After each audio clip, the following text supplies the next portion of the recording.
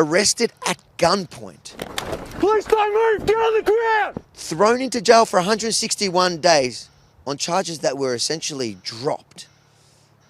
And the media is not interested, not in the fact that he was brutally arrested at gunpoint or jailed for 161 days. That's why we're here. I'm Yemini for Rebel News in Melbourne, Australia. The story you're about to hear is insane. But the craziest part of this story is that the entire mainstream media knew about it and refused to report it. So watch this all the way through to the end and hear what happened here in the last lockdown of 2021. And then head over to rebelfromthestart.com and get my book. Because the mainstream media have spent years trying to discredit journalists like me who dare tell the stories they don't want you to hear.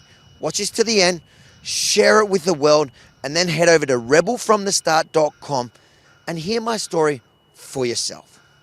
August 11, 2021, an activist by the name of Rowan Brown, who was publicly and privately very critical about the police response to COVID-19, was using his lawful lockdown exercise hour to walk his dog around this park when he noticed from the corner of his eye a white van driving towards him. The van was coming around here, they came up here and they were there. I was just there and they came up with guns drawn, pistols. Police, don't move! Get on the ground! Get down On the ground! Get on the fucking ground! Don't move! Put your hands behind your back! Lift your hand! Don't move! Yeah, they jumped on me just there, put me in a van, took me back to the house. I was at the house for probably an hour or so. They took me into the city for a few hours, interviewed me, and then they locked me up. And I didn't even get the charges till 9 days later. Charges like intimidate police, use carriage service to menace, stalking police, and it was essentially for sending rude emails, things that I probably shouldn't have said, but there was no threats. So I spent 160 nights in prison, 60 days in quarantine, isolation, and so just under 5 months. And eventually I had to apply for bail, in the Supreme Court because I got knocked back in the Magistrates Court. I've looked up your story and I've only found one story in the mainstream media, and that was after the 160 days when you finally got to the Supreme Court for your bail and were granted bail. There was one story. There was no mention about the heavy-handed arrest. Has there been any other media interest? Have you tried to get media to cover your story since then? Well, the person who wrote the story, Carolyn Schell, I replied to her and let her know that the charge has been withdrawn and that they still have my property and so on. And I've emailed people like Mark Butler and Paul Dowsley and John Sylvester, Andrew Rule, and no one is interested at all. But now that all the indictable offences, that I guess could have been the justification by police to come in so heavy, since they've all been dropped, not one media report holding the police accountable. Why do you think they don't want to run it? Look, I don't think they're interested in the full two sides of how police behave. I think there's, you see John Sylvester does a lot of puff pieces about how good police are, but he never looks at the bad things they do, and the media just aren't interested.